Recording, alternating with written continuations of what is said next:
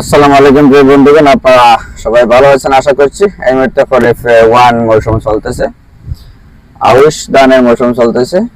এই মুহূর্তে আবার কিছু শাকসবজি আমার এলাকায় চাষ করা হয়। দেখেন পিছনে যে শাকসবজিগুলো দেখতে পাচ্ছেন, সামনে যে শাকসবজিগুলো দেখতে পাচ্ছেন, এগুলো কিন্তু ঝিঙ্গার জমি। ঝিঙ্গা আছে, চিচিঙ্গা আছে, দন্দল আছে, ঢেঁড়স আছে, আরো বিভিন্ন ধরনের শাকসবজি আছে। এ থেকে আবার আউশ ধানের চাষও হয়। দেখেন সামনে কিন্তু আউশ ধান আছে। আপনাদের যাদের আউশ ধান চাষ করার জমি আছে অথবা এই মুহূর্তে শাকসবজি চাষ করার জন্য জমি আছে, আপনারা অবশ্যই জমি পতিত রাখবেন না। পতিত না রেখে ধান অথবা সবজি প্রয়োজন হলে শাক হইলেও কিছু হইলেও আপনারা ফসল চাষ করেন। এতে আপনাদের লাভ হবে, জাতির লাভ হবে, নিজের চাহিদা বা পারিবারিক চাহিদা মেটানোর পরে আপনারা বাজারে বিক্রি করতে পারবেন। ধন্যবাদ সকলকে। আল্লাহ হাফেজ, ভালো থাকুন।